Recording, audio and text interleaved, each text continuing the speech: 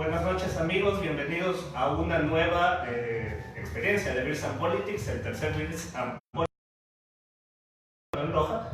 El día de hoy vamos a hacer un análisis de las reformas al Código de la Democracia y para eso tenemos a dos invitados especiales.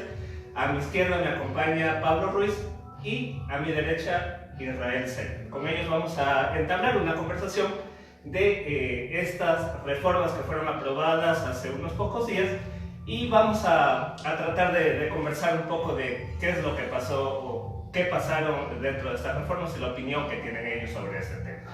Chicos, bienvenidos, muchas gracias por acompañarnos en este tercer Beers and Politics.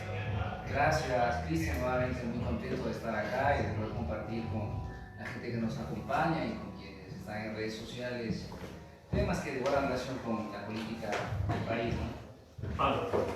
Gracias, hermanito querido, un gusto poder compartir. Igual compartir conmigo, una persona que admiro mucho el derecho constitucional y prestos para reflexionar lo que sea necesario de reformas del código. No, y sobre todo lo bonito de aquí es con una cerveza poder conversar de estos temas y yo como agüita nomás.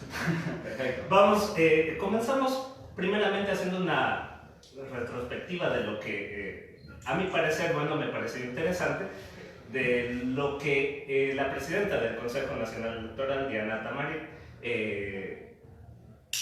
dijo acerca el día de la aprobación del código, el 3 de diciembre. Ella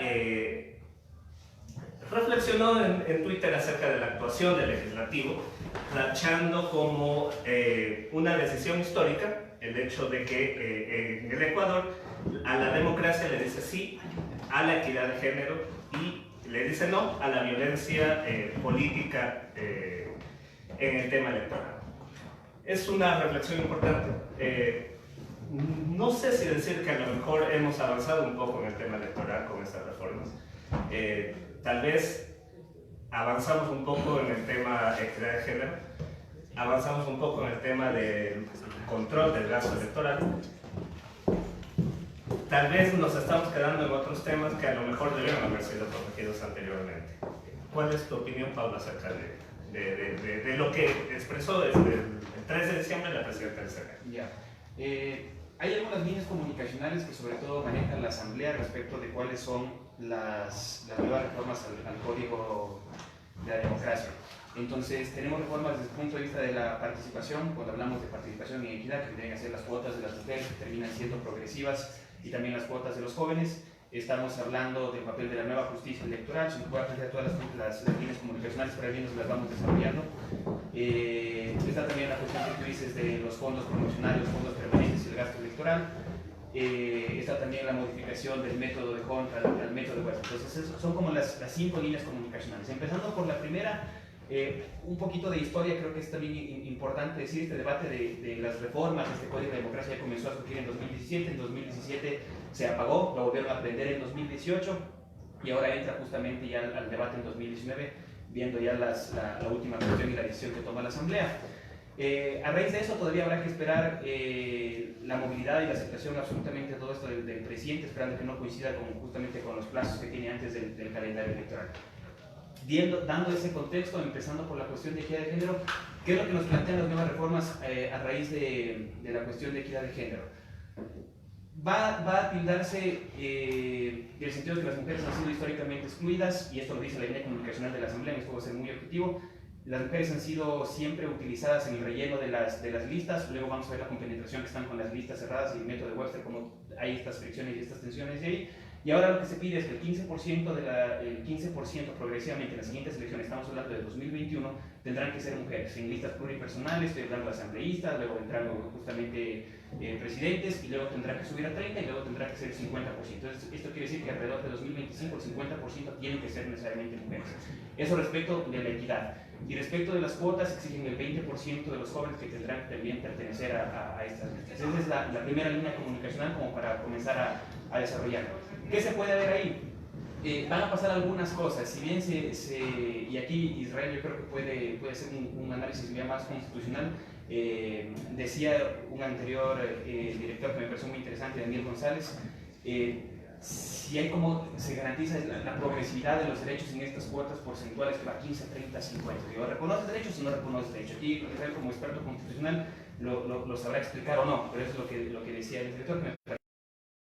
Y de ahí reconocer estas luchas históricas, yo creo que son importantes. Van a haber otras fricciones que van a ocurrir y hay que leer también el debate público, lo que pasa en la opinión pública, tanto fuera del mundo virtual en el que vivimos y en el mundo real fuera también. De las redes sociales. Fuera de las redes sociales, que van a decir, claro, pero si yo busco una participación política, no necesariamente estoy buscando a una mujer o a un hombre, estoy buscando capacidad, estoy tratando de plantear los dos escenarios de lo que sucede. Pero la línea comunicacional del primer aspecto, que es equidad de género, va por ahí. Muy bien, Israel. Yo también quisiera referirme a esta relación entre el discurso de la Asamblea y el apoyo que se le está dando a la reforma, en la medida que este discurso se enfoca en temas que ellos ven como positivos, por ejemplo, el tema de la inclusión de las mujeres, ya sea a través de cuotas o de lo que en general se denomina medidas de acción afirmativa. No tengo que nuevamente mencionar cuáles son esas reformas. Sí quisiera agregar además que hay algunas disposiciones de la ley que le dan al Tribunal Contencioso Electoral la facultad para sancionar e incluso para suspender los derechos políticos de candidatos, de actores políticos que, por ejemplo, utilicen discursos que refuerzan los estereotipos de género, que generan discriminación o violencia contra las mujeres. Entonces sí hay una especie de acuerdo desde la perspectiva de la igualdad de género para hacer avanzar los derechos de las mujeres en el campo político. Ahora bien, el hecho de que eso se plasma en la norma no quiere decir que vaya a funcionar en la práctica. Es más, cuando se aplica este tipo de medidas de acción afirmativa, lo que suele suceder en la sociedad es cierta ebullición de valores tradicionales y conservadores. Contraproducente establecer medidas de acción afirmativa para ciertos grupos. Espero que eso no suceda en Ecuador, aunque la verdad es que Ecuador es una sociedad bastante tradicional, bastante dogmática, más de la mitad de la población no creo que esté de acuerdo con esas medidas y vamos a ver qué sucede. En todo caso, algo que es muy probable que pase ya a nivel de organización de los partidos es que seguramente las circunscripciones más grandes e importantes van a quedar en manos de hombres, en tanto que las más pequeñas e insignificantes van a quedar en manos de las mujeres. Esa es la forma como mediante la cual van a tratar de cumplir con esta norma. Y esto depende sobre todo de los hombres que están a cargo de estas organizaciones políticas, porque la inclusión de las mujeres por ahora es más normativa. En la realidad se ha hecho muy poco para tratar de igualar el camino. La mujer todavía tiene una sobrecarga laboral, la mujer todavía no tiene reconocido el derecho al trabajo que hace en casa, la mujer todavía es bastante discriminada en el ámbito político y en otros ámbitos. Es muy difícil para una mujer ascender en un sistema político que es patriarcal, en realidad, que es machista, que es violento, en el cual la mujer en realidad tiene que comportarse como hombre para ascender. Entonces es difícil, se necesita un cambio cultural y eso toma tiempo.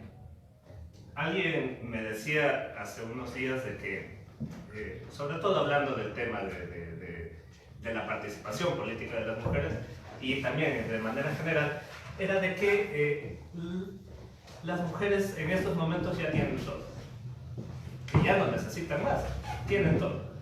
Estas reformas electorales están asegurando que de verdad, o sea, si supuestamente las mujeres ya tienen todo, o sea, ¿qué es lo que nos está asegurando esta reforma? Es de que de verdad haya una participación y el Estado de verdad garantice que la mujer tenga una efectiva participación política, o simplemente decirles, ok, está todo. A ver, es interesante lo que planteas. Yo creo que hay algunas cosas. Siempre he dicho que creo que hemos perdido la capacidad de ver más allá del metro cuadrado en el que vivimos. Si yo estoy con mi novia o veo que en mi casa mi madre o mi hermana no obedecen en teoría a un sistema, por así decirlo, patriarcal, doy por entendido que si no pasa en mi casa, pues no pasa afuera. Entonces, algo que sí hemos perdido es justamente la visión o la capacidad de quitarnos un poco los anteojos de ver esto de aquí. El hecho de que pase en el metro cuadrado que estas relaciones de poder, porque es literalmente, o sea, el patriarcado, si se lo quiere hablar así, o cuando hablamos de género, violencia de género, es una estructura de poder, es decir, están hechas las reglas para que únicamente los hombres estén arriba y obviamente las mujeres estén abajo, pero si no pasa en el metro cuadrado de tierra, no me puedo dar el chance o la oportunidad de ver el otro lado, donde sí pasa efectivamente esa relación de poder vertical, de ahí esa desigualdad, porque eso es Eso es la desigualdad del poder. Voy a decir que las mujeres tienen absolutamente todo. Entonces, yo creo que el primer paso, y ahí coincido con Israel en la parte del cambio cultural, Aristóteles decía que muchas veces el derecho va atrás de la sociedad y otras veces la sociedad va atrás del derecho. Entonces, por más de que esté escrito ahorita la reforma, por más que digan ya está, no significa que todo el mundo va en este momento, o que las mujeres incluso digan me siento segura de participar en política, o inmediatamente mañana van a ver los partidos en donde van a estar encabezadas las listas. Es un cambio cultural, pero ese cambio cultural tiene que ir viniendo de la mano con la norma jurídica. Caso contrario, termina siendo, yo creo que estéril. Esa es la primera posición. 2021 será la prueba para 2021 es la primera prueba, el 15%, habrá que ver. Lo que pasa es que las reformas tienen que ser vistas de manera integral. Cuando tú cambias de método de Hond a método Webster, y ahí me voy a adelantar un poquito con la cuarta línea comunicacional, el problema es que cuando tú utilizabas de Hond los dividías para 1, 2, 3, 4, entonces, y tenías el chance de votar en listas abiertas. Lo cual implica que si yo tengo una mujer muy interesante dentro de estas listas, si yo quiero votar por ella, podía votar por ella. Ahora, cuando yo hablo de listas cerradas, me va a tocar votar, en teoría, ¿cuál es la idea? De votar por un partido político o votar por una ideología de ese partido político. Si está encabezada, normalmente cuando tú haces Webster, pasas a dividir 1, 3, 5, 7, termina entrando la primera persona de cada partido político. Si das chance a las minorías, es súper importante, pero si las estás encabezado todo por los hombres, da igual. Al menos las circunscripciones más importantes. Al menos las circunscripciones, exacto. Y otro análisis que hacía, no era Verde Soto, sí, Verde Soto, es que Webster funciona cuando tienes más de 6 representantes en una circunscripción. Nosotros tenemos 4. O sea, matemáticamente o desde el punto de vista matemático estadístico no nos va a dar para que entre una minoría. Lo mismo, si no se las lee interdependientemente, da igual lo que está escrito. Y son de las cosas interesantes. Y lo último, lo que decía de violencia política, yo creo que es súper interesante. De hecho, la línea comunicacional de la Asamblea dice violencia política de género. O sea, es netamente de eso. Y se habla en redes sociales. No sé cómo lo vayan a hacer. Yo cuando estaba en el CNE, obviamente en redes sociales no está regularizado. No sé cómo lo vayan a regularizar. Es una tarea brutal. Primero, que tienen que definir violencia política de género, que no está definido. Segundo, cómo van a hacerlo a través de redes sociales. ¿Cuál va a ser el método de control? ¿Cuál va a ser el método de control y qué se va a considerar violencia política? O sea, y cómo vas a hacer eso en pre-campaña, que es otra de las cosas brutales que está atrás. Entiendo la intención, pero si solo manejas el qué y no dices cómo, se queda un poco en la nube. En la nebulosa. O sea, y quizá la institucionalidad no está preparada para hacer sancionar esas normas. Se supone que tú creas una regla para que esta sea aplicada. Pero tú tienes una institucionalidad bastante débil. Yo no me imagino al CNE, por ejemplo, sancionando a Nebot para que no pueda participar durante 2 años por decir Cintia es el hombre. Yo no me imagino al CNE, así como sigue funcionando, sancionar a Bucaram, por ejemplo, por levantarle la falda a su vicepresidenta, a Rosalía Arteaga. Algo que en realidad refleja con claridad lo que significa utilizar estereotipos de género para reforzar ciertas ideas que generan discriminación contra la mujer. Entonces, lo que me preocupa no es tanto la normativa existente, porque con la normativa anterior, con la mera constitución basta para que un servidor público comprometido con los principios constitucionales y los derechos humanos sancione a sus actores políticos. El problema es que esas sanciones en la práctica casi no se dan, y eso va a depender sobre todo del fortalecimiento de este órgano de carácter administrativo y el Tribunal Contencioso Electoral. Pero ese es otro tema que quizá podríamos plantear luego. Y quizás también me gustaría referirme al tema de la asignación de escaños. Pero yo no sé si entramos ya a ese tema, porque es bastante amplio y complejo, y quizá la gente está esperando que hablemos de ese tema. Podemos hablar de ese tema, comenzar a hablar. A las personas que están acompañándonos esta noche, pueden, en momento, en cualquier duda que tengan, y hacerle la pregunta que deseen a nuestros 2 panelistas. Así que esto es un conversatorio. Así que lo que queremos también es que ustedes se integren a este conversatorio. Sí, eso como un punto importante. Bien, también el CNE se refiere a algo y utiliza la palabra sensibilidad para hablar del tema de la adjudicación de escaños. Y habla de que la Asamblea en estos momentos tiene un nivel de sensibilidad por haber aprobado esto y poder manejar una diferente asignación de escaños. Estamos hablando de verdad de sensibilidad en este tipo, era algo importante que tenía que pasar a estas alturas. Sí, ya. Pues, ¿Sigo? Sí. Problemas técnicos. Perdón. Es el CNE cortando. Decía que yo creo que las palabras crean realidades. Entonces, yo en clase siempre hacer un ejercicio, es muy bonito que son la cuestión de sensibilidad, igual hacer ejercicios bien rapidísimo solo para que veas. Yo digo, sensibilidad, ¿qué es lo primero que se te viene a la cabeza? Una palabra. Sensibilidad, no sé. Ser algo tranquilo. Tranquilo. En la infancia. En la infancia. Ese es el problema. Hablar de sensibilidad, eso se llaman significantes vacíos. Entonces, son palabras muy abstractas que cada quien lo llena con su. Utilizar sensibilidad a partir de una adolescencia, la asamblea termina siendo sensible, reconociendo esto. Hay que tratar de resignificar y ver qué es lo que nos están tratando de decir atrás. Ese es el problema. Si fuéramos más frontales, diríamos, hay una realidad, no hay cuestiones, o sea, no hay paridad de género, lo que decía Israel. Ya la Constitución dice, tiene que haber alternancia, secuencialidad y paridad. Eso lo dice la Constitución. Con eso basta. Entonces, ¿para qué llego a escudriñar tanto? ¿O es que necesariamente estoy tratando, porque esta es la otra lógica de la lectura que puedo hacer, con un CNE, con una presidenta que está muy baja su aprobación por su deber hacer, por su capacidad intelectual, etc., viene y utiliza también una lucha para tratar de legitimizar con algo que no nace de este CNE, sino que hace 2 años, por eso planteaba históricamente.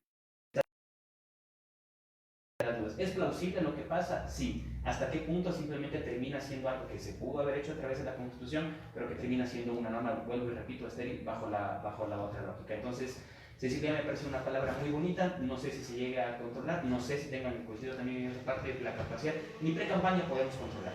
¿No? O sea, voy a ser muy sincero, yo pensaba en el cine que quería controlar pre-campaña, porque voy a ver las contradicciones. ¿Cómo puedes controlar pre-campaña si no sabes quién va a ser candidato? Entonces, ahorita estamos haciendo pre-campaña todos para 2021. Da igual si fuera el calendario electoral, porque no sabemos quién se inscribe en la candidatura. Si no puedes controlar eso, solo que te vayan a pintar una valla que te diga regresa Correa contigo, etc. Acá, ¿cómo vas a controlar las redes sociales, la violencia política y tener sensibilidad frente?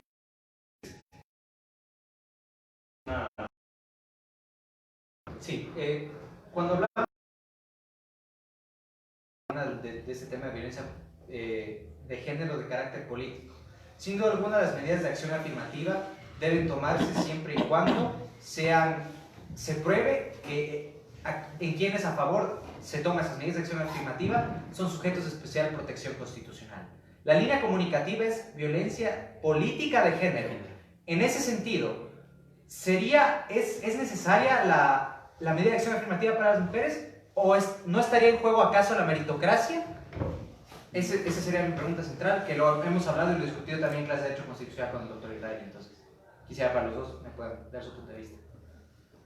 O sea, ¿qué diré? El profesor. Yo decía que las medidas de acción afirmativa pueden ser contraproducentes, a tal punto que el propio movimiento feminista, hay feministas que rechazan esas medidas. Y hasta cierto punto eso puede ser válido, sobre todo en sociedades tan conservadoras y tan curcuchupas. Eso puede generar una reacción violenta contra ciertos grupos. Entonces quizá no es tan estratégico, eso es lo que yo creo. Desde una perspectiva jurídica y comprometida con los derechos humanos, cosa en lo que yo creo, yo defiendo también las medidas de acción afirmativa, porque las medidas de acción afirmativa tienen 2 finalidades. Por una parte, reparar injusticias históricas, y es que históricamente las mujeres han estado excluidas del ámbito de lo público, ¿verdad? Pero también generar diversidad. Y cuando uno permite que las mujeres sean parte de las listas, cuando uno permite que las mujeres encabecen las listas, eso le deja ver a la sociedad que las mujeres pueden hacer política, que las mujeres pueden estar al frente. Entonces las medidas afirmativas desde esa perspectiva son positivas. Es algo hasta cierto punto difícil de resolver. Por una parte son positivas, normativamente son correctas desde mi perspectiva, pero en la práctica pueden traer problemas. Pero bueno, de lo que hablábamos acá era de la institucionalidad encargada de hacer cumplir esas medidas, de condenar los actos de discriminación, y esa institucionalidad en Ecuador es muy débil todavía, a tal punto que hasta cierto, si hablamos concretamente de este trabajo que están haciendo en la Asamblea, pareciera una forma de promocionar lo poco de bueno que tiene el CNE, porque el CNE ahora mismo está bastante... O sea, es una caterva. El CNE, en realidad, voy a ser sincero, el CNE tiene gente ahí que no debería estar ahí, tiene gente ahí que está politizada, tiene gente ahí que supuestamente llega a un órgano del Estado para despolitizarlo, y lo que hace es politizarlo de nuevo, pero con varios partidos, tal como sucedía antes del correísmo. El correísmo puso un solo partido en las instituciones de control, y hemos regresado a la época de la denominada partidocracia, en la que todos los partidos tratan de dividirse, de repartir cuotas de poder. Entonces, yo no creo que en Ecuador todavía se haya desarrollado esa institucionalidad independiente que controle no solo las irregularidades en materia de, no solo la discriminación contra las mujeres, sino en general todas estas irregularidades que suceden en épocas de campaña. Por ejemplo, se habla de controlar el gasto, se habla de controlar la publicidad, se habla de controlar la pre-campaña, se habla de unidades de análisis financiero dentro del propio Consejo Nacional Electoral, se habla de cosas maravillosas, pero más allá de esa propuesta, la pregunta es si hay capacidad institucional. Y si un consejo así, con esos consejeros dejando de lado a Piti Verde Soto, puede lograr reglamentar eso de forma adecuada y puede lograr implementarlo en tan poco tiempo, porque tiene muy poco tiempo para implementar. En todo caso, o sea, no hay que prender la leña, ¿verdad? O hacer leña del árbol caído, pero hay que hacer mucho. Y quizás lo mejor que se puede hacer para que esta ley tenga alguna viabilidad es hacer progresar el juicio político contra Atamay, ¿verdad? Y tratar en realidad de sacar a esta gente, que suba a ver de Soto porque tiene un mejor perfil, sinceramente.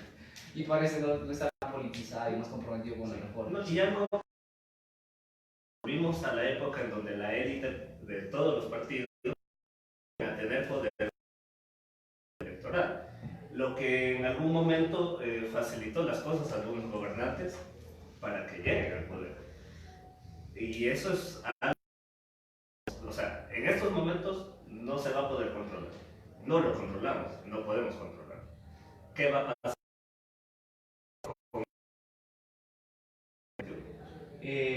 Solo un paréntesis porque me parece súper interesante la pregunta de Israel en la parte constitucional. A mí lo que me preocupaba y que me parece interesante es esta cuestión de violencia política de género. Yo digo, o sea, es violencia política de género, o sea, es decir, no hay más violencia política. Pero dar por dar no termina dando en juego la meritocracia, porque la política, sin duda alguna, para que sea un cargo público, antes de ser o de pertenecer a tal o cual género, debe ser meritocrático. Sí, pero aparte yo creo que es interesante que no habla, o sea, yo si ya voy a regular violencia política de género, yo regulo violencia política. ¿Qué voy a decir lo siguiente? Tú eres... De hecho, todos los regímenes podrían tener una mayoría otra vez en exactamente un organismo de control y va a pasar exactamente lo mismo. Lo que yo creo es que no hemos generado justamente un debate reflexivo justamente de institucionalidad. Hasta dónde las instituciones tienen que responder a la despartidización y sí a la politización.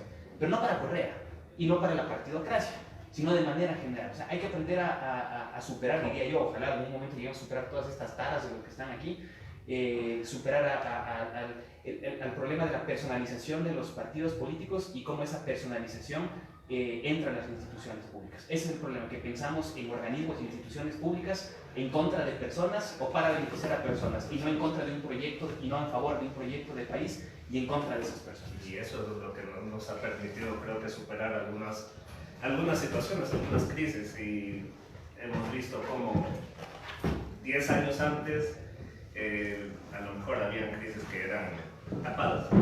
Recientemente vimos una crisis que envolvió a casi 12 días al país en disturbios, en protesta y en todo. Bueno, mira, es bueno que toques esta crisis política, porque eso también tiene que ver con la crisis de representación. Sí.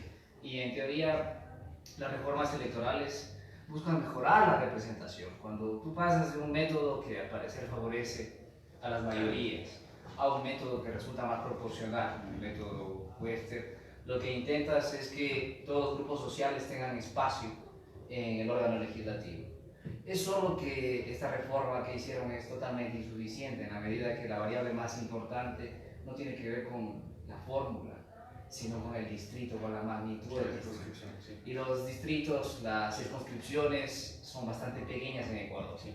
Entonces, lo que puedes lograr con el Webster es sí, meter un candidato que tenga quizá 25% de los votos, sí, pero quien se va a llevar en realidad la mayor parte de los votos son los partidos más grandes o las maquinarias electorales más grandes. Y sobre todo en Ecuador, los partidos que apoyen al presidente o a los presidenciables con más opciones.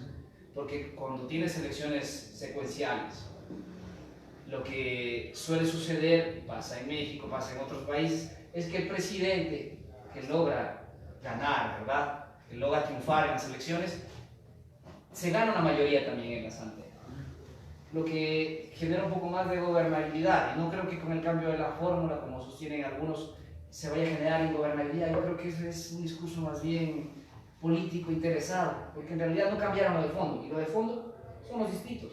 Y lo otro es que no cambiaron nada en realidad que pueda ayudar a mejorar las cosas, porque ya tuvimos el voto con el método Welfare. Ya tuvimos el voto por partidos, pero todo cientista político que sabe el tema te dice que las reformas electorales funcionan, sí, pero ahí donde la gente ya piensa de forma abstracta en partidos, no en el cacique local, no en el político local. Sartori, por ejemplo, dice, uno de los cientistas políticos más citados en el mundo, dice que mientras los latinoamericanos sigan votando en caciques locales, difícilmente van a lograr que su sistema de partidos se institucionalice.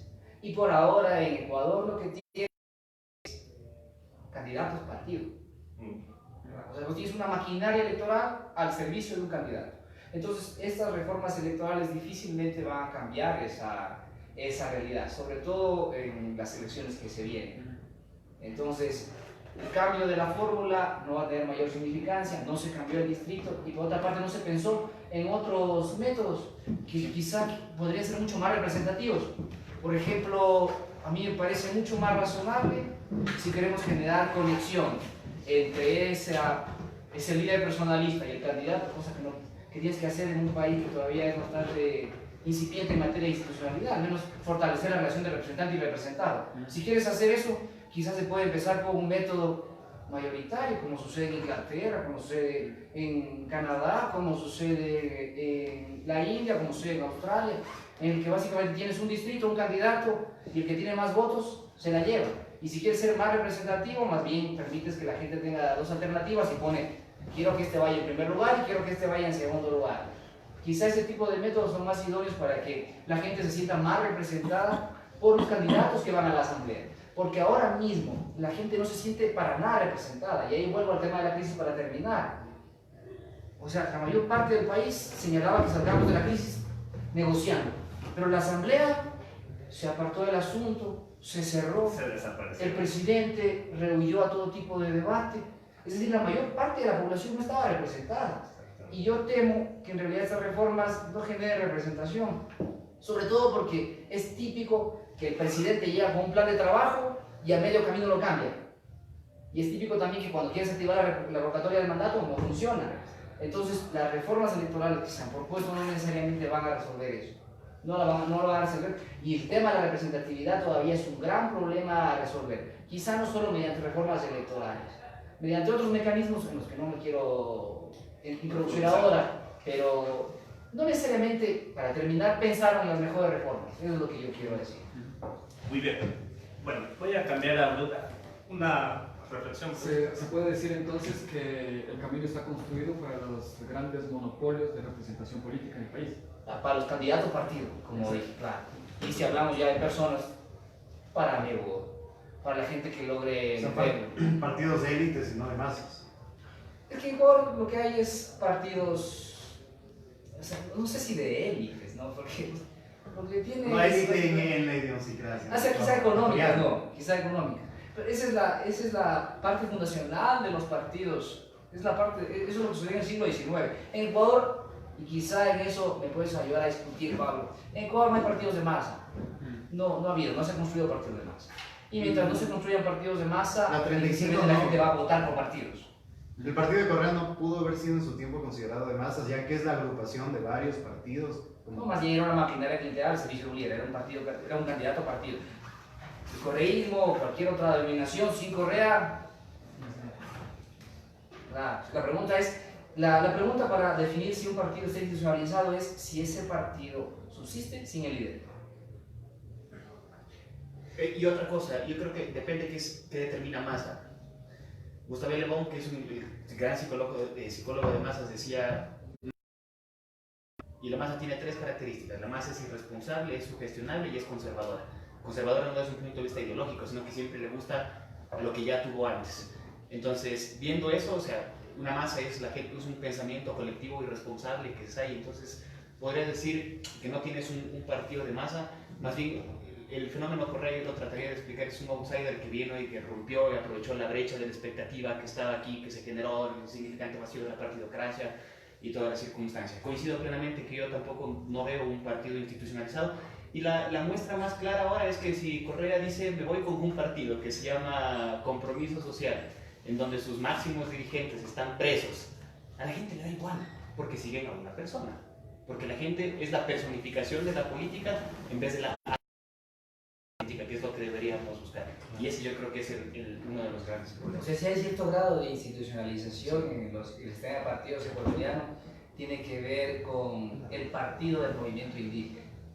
Sí, Porque si lo ves como algo ahí no es tan claro. A ver, si lo elimino a Isa, ¿qué pasa? Pachacuti y Quimbonaya desaparecen. Sí. No necesariamente. No Sí, necesariamente. sí, es más orgánico. Entonces es un poquito más orgánico. Es solo que es un partido que todavía sigue siendo visto como un espacio de representación de cierto grupo étnico. Sí. Y eso limita mucho sus posibilidades. Entonces, lamentablemente a este partido lo que le toca, si quiere aumentar sus expectativas electorales, es vincularse a partidos candidatos. Y hay que ver si candidatos partidos. Y hay que ver si esos candidatos partidos están dispuestos a trabajar. Porque miren, ya la CONAIE y Pachacuti intentaron con Gutiérrez. Y el candidato partido no cumplió para nada con sus promesas, les dio algunos ministerios, les puso a cargo de la educación intercultural bilingüe, y luego fue a Estados Unidos y dijo que era el mejor amigo y demás. Y con Entonces, correcto. eso es lo que me preocupa, claro. Que vienen con un discurso, fue seguido. son presidentes en un sistema multipartidista, pierden rápidamente popularidad y de pronto nos quedamos sin representación. Sí. Entonces también hay que vincular el tema electoral con el régimen político. Y un régimen presidencialista, al menos en América Latina, no ha funcionado. Mira que los únicos países donde ha funcionado relativamente bien son Uruguay, Costa Rica, donde históricamente se crearon básicamente dos partidos y funcionaron dos partidos. Tiene uno de los sistemas de partidos más antiguos del mundo. Entonces, hay que preguntarse también si puede funcionar estas reformas electorales con un sistema presidencialista que en Ecuador no está institucionalizado además. Bien. Cambio el tema por cuestiones de tiempo. Vamos con otra de las líneas que hablábamos, y es el tema de el control del gasto electoral. Control del gasto electoral. Vamos con ese tema. Hablan de regular fondos de los partidos, transparentar las cuentas. Hay un adelanto en este sentido, hay un beneficio en este sentido para la sociedad, sobre todo porque vamos al fin a conocer quiénes son las personas que financian a los grandes partidos, que antes no sabíamos de dónde salía la plata, qué era lo que hacían. Israel, comienzo contigo. ¿Es un avance esto de aquí, esta reforma? O sea, hay sistemas de partidos que funcionan, en los que más bien se transparentan las donaciones y se permite que cualquiera done. No creo que necesariamente cuando tú financias la política los resultados son mejores. No creo, la verdad. En el supuesto de que eso sea bueno, al menos debería ser eficaz. Y tengo ciertas reservas porque, pese a que logre mejorar la institucionalidad para hacer control de las donaciones, de los aportes, el sistema de control es tan débil que el dinero del narcotráfico, que el dinero del sistema financiero llega muy fácil a los candidatos. Yo no sé si se pueda controlar eso, sobre todo porque estamos pasando por una etapa en la que la institucionalidad judicial, en la que los organismos de control no están mostrando eficacia ni siquiera para recuperar lo que supuestamente se robaron. No están mostrando eficacia para hacer seguimiento a los casos más complejos. Entonces la pregunta es si van a ser tan eficaces para controlar también este tipo de aportes, y si lo van a controlar en el caso de todos los partidos, porque como se ha mencionado aquí, como dijo Pablo, el tema está partidizado en los organismos de control. Entonces puede que el control sí se realice respecto de ciertos partidos, pero respecto de otros quizá no. Esa es mi sospecha. Hay cosas interesantes. A ver, fondo permanente se mantiene, lo cual implica que los partidos políticos que hayan elegido asambleístas nacionales o hayan sacado el 4% de la votación en dos consecutivas tienen plata del Estado, que es una de las quejas que también tiene la gente, o la sociedad civil dice, ¿por qué tenemos que estar manteniendo los partidos políticos? Y luego la propia gente también dice, ¿quién financia los partidos políticos? Entonces, eso es un indicador de cómo la gente también está en desacuerdo con todo. Dice, no quiero que me financie el narcotráfico, pero tampoco que el Estado le dé la plata. Entonces, en algún momento hay que romper esa fricción. Normalmente, si uno pregunta a Vox Populi aquí cómo se han financiado, al menos aquí hablando de nuestro territorio, en Loja se dice, voy a decir lo que yo he escuchado, se dice que, por ejemplo, para un alcalde bajito necesitas unos 200.000. Y para la prefectura metieron 300.000, eso se dice, estoy diciendo que eso se dice. ¿Qué dice la norma? La norma dice que en teoría deberías calcular el 0.15 por el último padrón electoral y el 0.20 en el caso de cantón. Eso quiere decir que para un asambleísta provincial, en teoría máximo puede haber un gasto electoral de $60.000. En teoría, para un asambleísta provincial, máximo. Eso es lo que tiene que justificarse. Y para un alcalde, cuando vayamos a elecciones seccionales, que será en 2023, tendría que haber el 0.20 por 198.000, serán unos $40.000. Esa sería la lógica. Estoy diciendo lo que dice la norma y lo que se dice que se gasta. Ya. Y volvemos otra vez a algo que hemos coincidido con Israel, es hasta dónde está la capacidad de controlar el gasto electoral. Hasta ahorita no está controlado lo último de las elecciones seccionales de 2019. No están presentados responsables económicos o tesoreros, no han presentado todavía. Porque no hay la capacidad para controlar las cuentas, las rendiciones de cuentas. Entonces, eso es lo que dice la norma. Puede ser, si no presentan, es una infracción grave, es decir, suspensión de derechos políticos de hasta 4 años, hasta 20. Pero, ¿dónde está la capacidad? ¿Se cumplirá para los partidos grandes? Yo no creo, es complicadísimo. Y ahora, los partidos grandes que sí tuvieran estas cuestiones de aquí 8 asambleístas, o han metido el 10% de alcaldes, o los cantones, etcétera, son los que sí tienen el fondo permanente, y es la contradicción esta con la sociedad civil. Tiene cosas interesantes como, por ejemplo, prohibir, pero es muy complicado de lograr hacer, es prohibir que las empresas, es decir, personalidades jurídicas, empresas privadas, auspicien campañas. Dos cosas interesantes es la monetización y la bancarización. Monetización, perdón. ¿Qué significa? Que si yo dono algo, eso tiene que estar traducido en dinero. Es decir, el mismo ejemplo que te puse, participas en 2021, yo te dono un carro, ese carro tiene que darme el valor para yo saber cuánto es la plata. Y se dice lo mismo, o sea, hay que controlar el valor ilícito, pero es complicado. El problema no son las reformas. El problema de fondo es que nos venden la ilusión de que las reformas van a solucionar la crisis representativa y la crisis democrática que ya tenemos en nuestro país, como una institución que no tiene la capacidad para cumplir lo que está ofreciendo. Ese yo creo que es el problema gigante que hay atrás, que nosotros lo tapamos para afuera con mano de gato. Sí. Claro, quizá lo que debió debatirse en la reforma es cómo fortalecer la institucionalidad electoral. Sí. Y es lo último que se hizo. Se asume que esa institucionalidad va a ser suficiente para implementar las nuevas decisiones. Sí. Y yo creo que no. Y lo digo a partir de la experiencia histórica. Y es que la institucionalidad estatal en Ecuador es bastante débil en realidad. No solo en ese ámbito, sino en otros ámbitos. Bien, bueno, me voy a meter de nuevo al tema de la violencia política, que es un tema que creo merece un poquito más también de conversarlo un poco. El tema de la violencia política en estos momentos, o sea, estamos viviendo una violencia política en la crisis que vivimos en el mes de octubre, existió violencia política, perdón. ¿Quién controló eso? Ahora, ¿vamos a poderlo controlar? No. Sí. A ver, con lo mismo que decía antes, dice la sensibilización, la violencia política de género. Claramente la reforma no va a controlar violencia política, va a controlar violencia política de género. Y yo sumaría simplemente algo que a mí me parece, los ecuatorianos, los seres humanos somos chistosos porque nos gustan las mismas cosas y las mismas cosas nos contradecimos. Entonces, lo que va a pasar es, yo digo, yo defiendo el Estado, pero le digo patojo de mierda y soy súper sincero. Y luego el presidente o un candidato político y dice, váyanse al páramo. Eso para mí es violencia política. Pero no está calificado, eso no se va a regularizar. Y el problema es que a la gente le gusta siempre tener un referente, la gente ha perdido mucho la naturaleza inquisitiva, a la gente ya no le gusta preguntarse por qué, la gente no entiende a favor de qué estar, sino ha aprendido o ha asumido que tiene que estar en contra de algo. Y yo creo que ese es el gran problema que hay atrás de lo que se configura como violencia política. Hablando como violencia política que no consta en las reformas, y eso hay que ser claros porque estamos hablando de algo que no consta en las reformas. Yo diría eso. Claro, o sea, yo creo que la violencia política surge ahí donde los sistemas electorales, donde la institucionalidad política no permite que todos los grupos se vean representados, que todos los grupos se sientan escuchados. Lo que vivimos hace poco fue producto de eso. Se toman decisiones de forma ciertamente artera, se toman decisiones que son duras y al mismo tiempo se declara un estado de emergencia, cuando la propia Constitución establece que eso debe resolverse por vía constitucional. Para la primera gotas, todas las opciones constitucionales. Por ejemplo, suspendes el decreto, ¿verdad?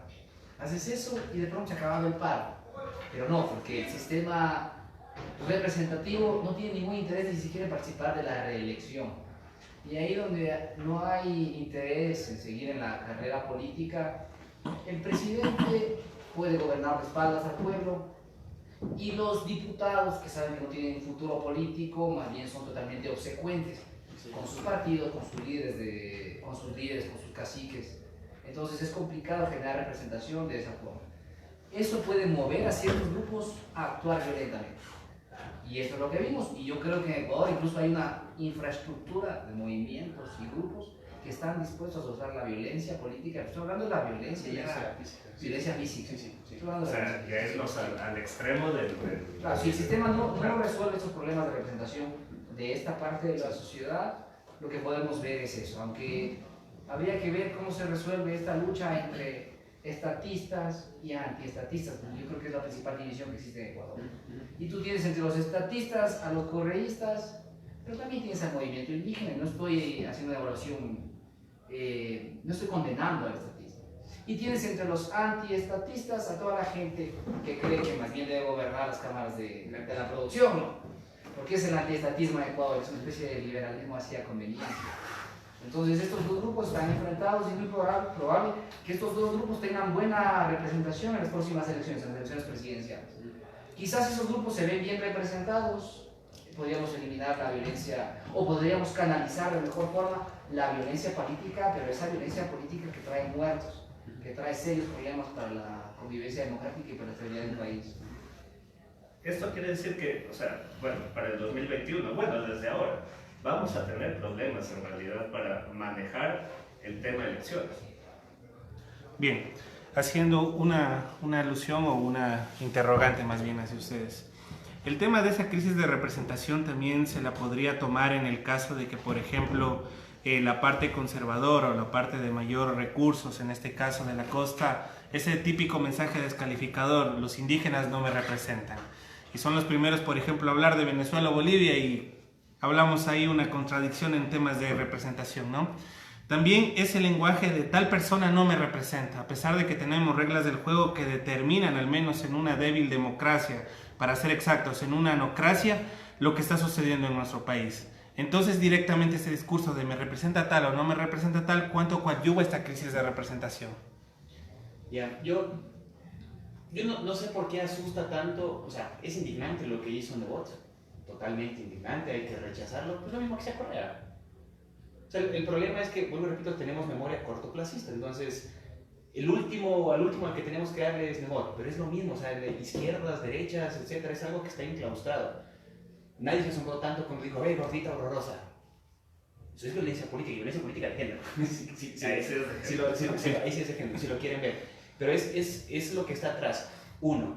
Dos, o sea, lo que quiero explicar aquí es que la violencia política no tiene ideologías, es algo que estaba ahí. Dos, lo que salió en el paro no es que nació ahorita y salieron los indígenas, etcétera, y entonces los mando al paro. Es algo que ya estaba. El problema es que recién lo vimos, o recién se visibilizó, ya estaba ahí.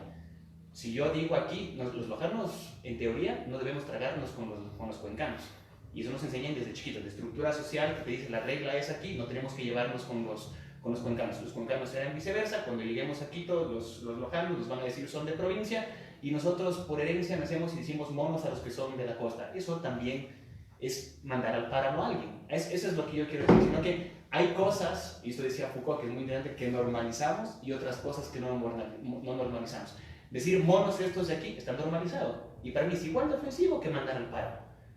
Pero ahora está en boga y ahora está de moda. Hay que entender cómo las palabras también nos juegan. Tres, yo creo que a mí lo que más me asusta, y ahí creo que también vamos a coincidir, es que yo siempre busco a alguien que me represente, cuando ni siquiera uno se representa. Eso es muy triste, estoy buscando quién me va a representar y si no me representa le saco la madre al otro que no me está representando. Y ahí volvemos, que yo creo que el problema de fondo no son las reformas, es la crisis de representatividad que hay detrás. Rosa Mauro dice algo muy interesante, ¿por qué estamos en esta crisis democrática o en esta crisis de representatividad? Porque antes, en los 60, la democracia era generalizada y todos estábamos tranquilos con eso, y estaba bien. Y voy a poner un ejemplo que a mí me gusta y creo que se explica. En los 60, si nos decían, voy a poner con los zapatos. Cuando uno compraba zapatos en los 60, todos teníamos que poner, si queríamos zapatos blancos o negros, todos teníamos el mismo zapato, del mismo color, de la misma marca. Ahora yo puedo entrar al internet, puedo ponerme mi zapato, puedo diseñar mi zapato, puedo ponerle, no sé, a Goku en el zapato, mando a imprimir y me llega mi zapato. Y es diferente. Lo mismo pasa con la democracia. En los 60 nos ponían los candidatos y escogíamos. Ahora yo no quiero, yo quiero un candidato personalizado. Ese es el problema.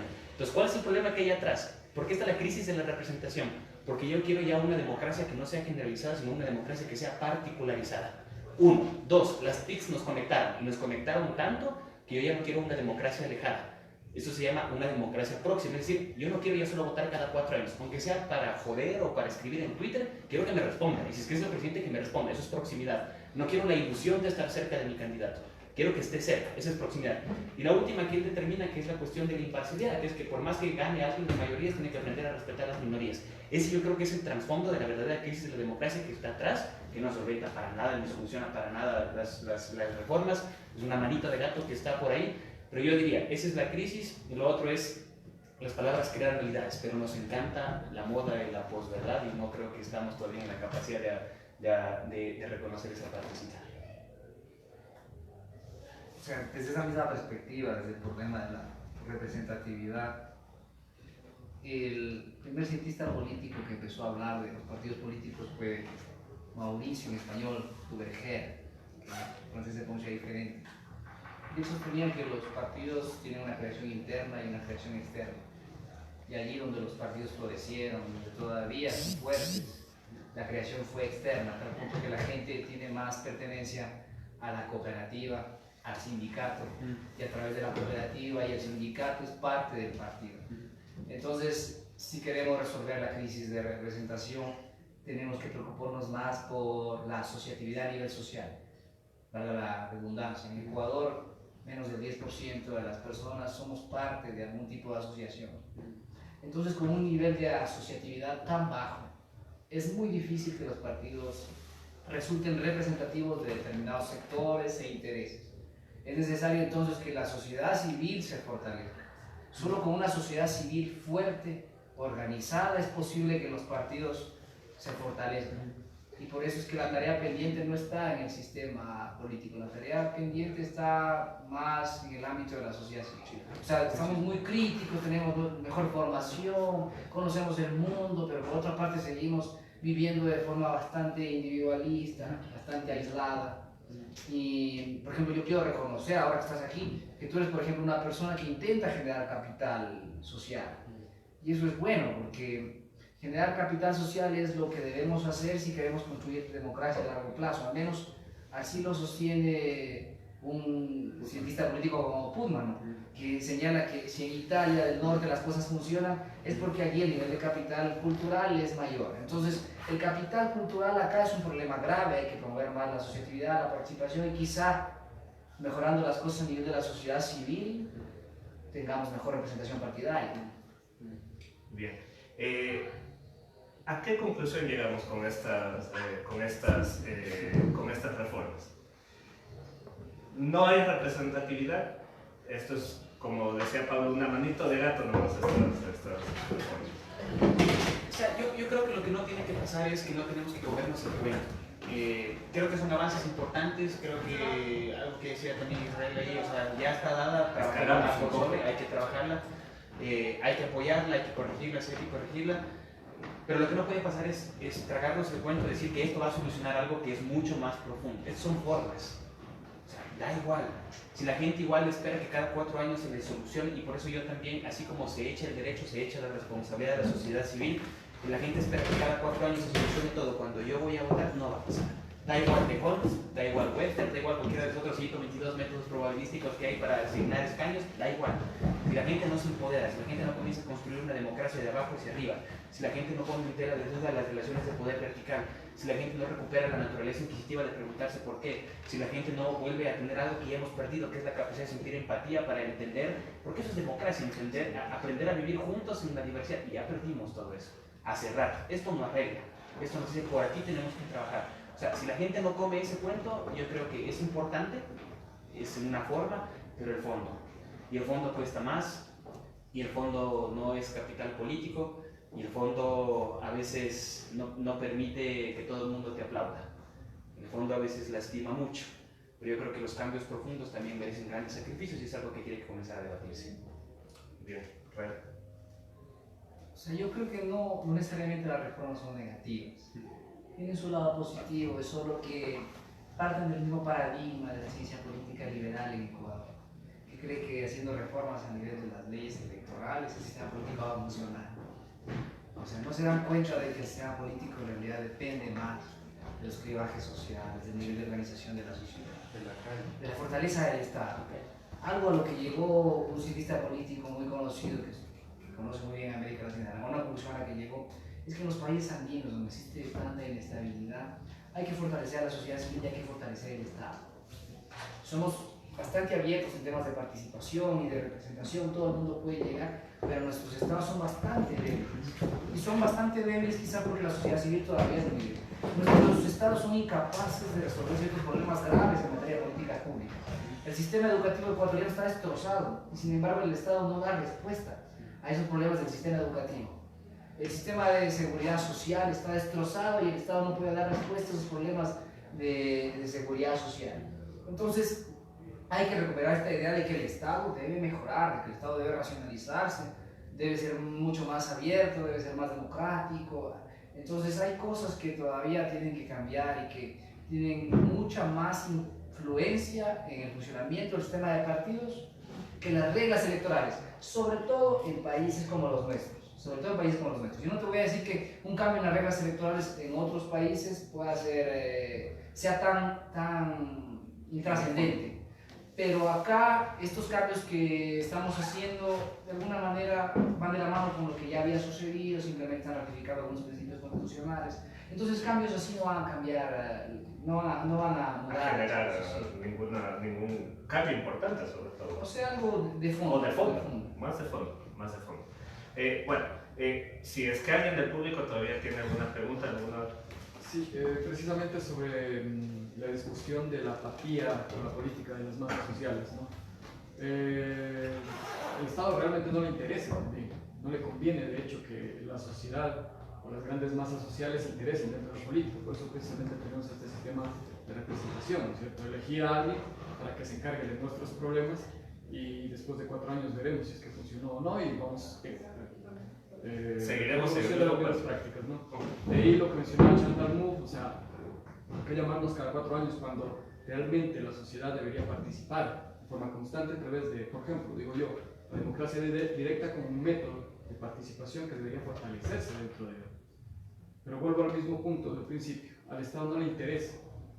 Nosotros como sociedad vivimos aislados, extirpados de la democracia.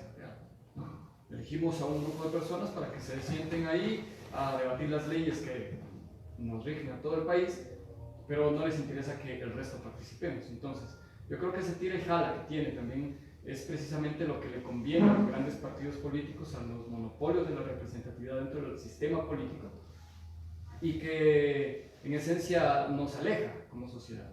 O sea, esa apatía no solamente tiene que ver con las reformas, como bien mencionan los panelistas, sino que tiene que ver también con los intereses transversales que se tejen dentro de la estructura del sistema político y del sistema democrático en el cual vivimos, ¿no? Entonces, ¿qué se puede esperar de todo eso? Yo coincido plenamente en la parte de la apatía. Lo único que no coincido, y eso también es un trabajo discursivo porque es como se ha grabado, es que el Estado también somos nosotros. Y a veces yo creo que el Estado tiene sus elementos y dentro de los elementos está la población, entonces nosotros también somos parte del Estado, lo cual implica que también somos parte del problema. Entonces, es un jueves que estamos hablando de política y estamos 8. Claro. Y 2 viendo ahorita en Facebook, entonces da igual, o sea, es solo para que vean qué es lo que pasa atrás. A la gente no le interesa la política. Habrá que preguntarse por qué a la gente no le interesa la política, creo que es una de las cosas más graves que hay. Volver a enamorarse de la política implica separar, yo creo que la política de la política electoral. Y el problema es que hemos tenido tanta política electoral que nos ha hecho tanto daño que uno entiende que política es lo que ya hemos vivido y no que política es esto. Ahorita estamos haciendo política, estamos haciendo política y tomando cerveza, y es que eso es política. Cuando yo me voy al cine y me obligan a ver tal vez 50 sombras de Grey, eso es política, estoy atrás viendo misoginia. Cuando yo escucho una canción de reggaetón que tal vez cosifica a una mujer, que es política, tengo que entender el patrón de poder que está atrás. O sea, todo es política. Entonces, la primera circunstancia es volver a redefinir la política, recuperar esa circunstancia y meternos dentro de la cuestión del Estado. Es que yo creo que es fundamental. Siempre hemos estado separados y hemos entendido más bien, yo no diré que es el Estado sino el gobierno. Ahora, por social constructivismo nos han lavado la cabeza así. Alexander Dutch decía que a nosotros nos lavan la cabeza desde chiquitos por 3 cosas: medios de comunicación, que tú citabas, sistema educativo y la estructura social. La estructura social, es decir, la sociedad tiene las reglas y te dice odia la política es mala, cumples un rol, el que te dice que está mal y tú que dices sí, efectivamente está mal. Sistema educativo coge y te enseña desde chiquito que tienes que obedecer reglas y que no tienes que pararle bola a la política. Y finalmente los medios de comunicación que te venden lo que venden. Medios de comunicación hablando de manera extendida, o sea, redes sociales, etc. Entonces, si ya ves eso, es como vivir en la caverna de Platón. Algún rato tendremos que quitarnos las cadenas, dejar de ver las sombras y ver si buscamos un poco de luz para tratar de asumir, pero primero asumir la responsabilidad, que yo creo que es lo que más cuesta. Gabriela Mistral, me encanta esa poetisa, ella decía: donde hay un árbol que plantar, plántalo tú; donde hay una piedra que mover, tú mueve la piedra del camino. O sea, sí vivimos también en un sistema conspirativo en donde estos nos hicieron esto nos daban la cabeza, pero somos parte de esa cosa. Y lo más, no solo que somos parte, sino que reproducimos esa cosa que está ahí. Y a veces no nos damos cuenta. Entonces yo creo que volver a tener esa empatía política es volver a abrazar la diferencia, que creo que nos falta mucho. O sea, como Israel, por ejemplo, coincidimos en ciertas cosas y en otras y no pasa nada. Porque también vivimos, hay que empezar a ver lo que está atrás. O sea, el interés de saber que yo tengo que tener la verdad es lo mismo que se traduce en un Estado. Yo tengo que hacer las cosas así. No pasa nada si te equivocas. No pasa nada si no compartes la otra idea. Pero todavía no hemos hecho el ejercicio de sentarnos y ver qué país queremos. Yo no he visto ese ejercicio. Y ningún partido político tampoco lo ha socializado o lo ha masificado. ¿Qué país queremos? ¿Un país que acepte a todas las religiones? ¿Un país que viva del respeto? No nos hemos preguntado.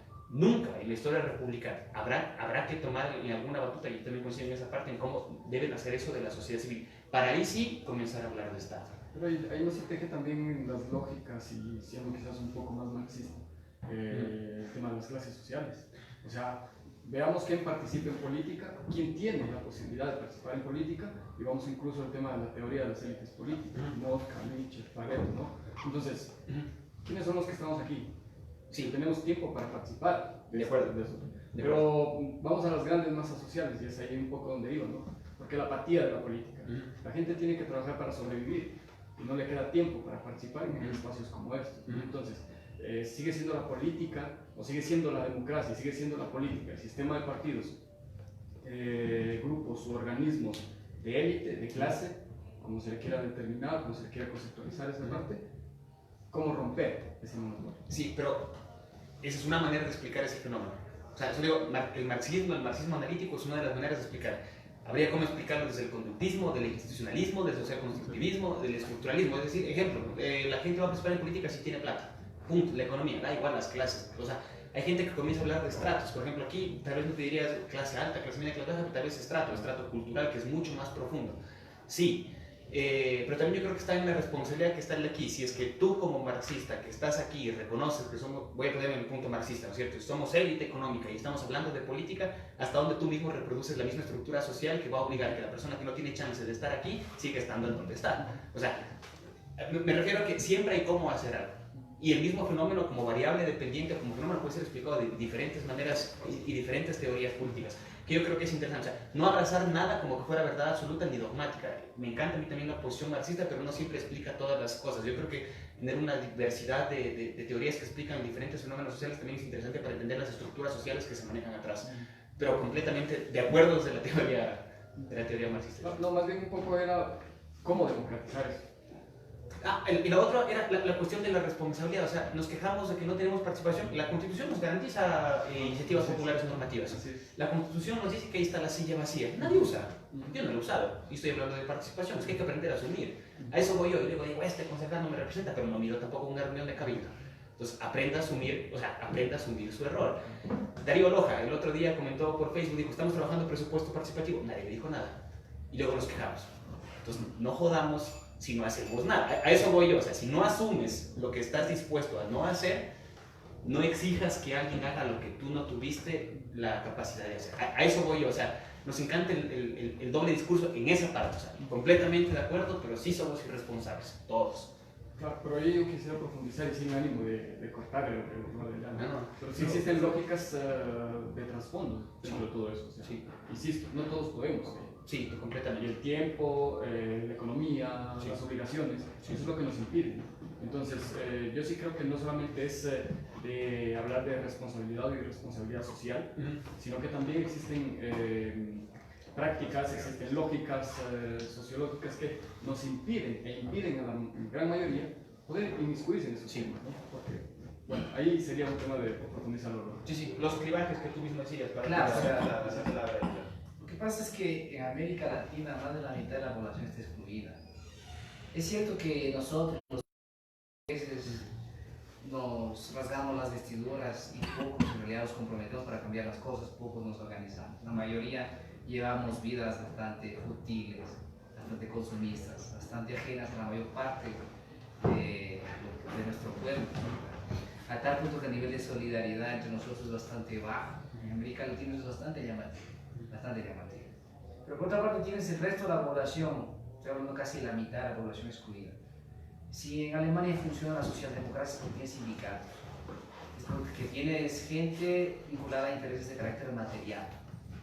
Acá, ¿qué intereses materiales tienen las personas que viven del...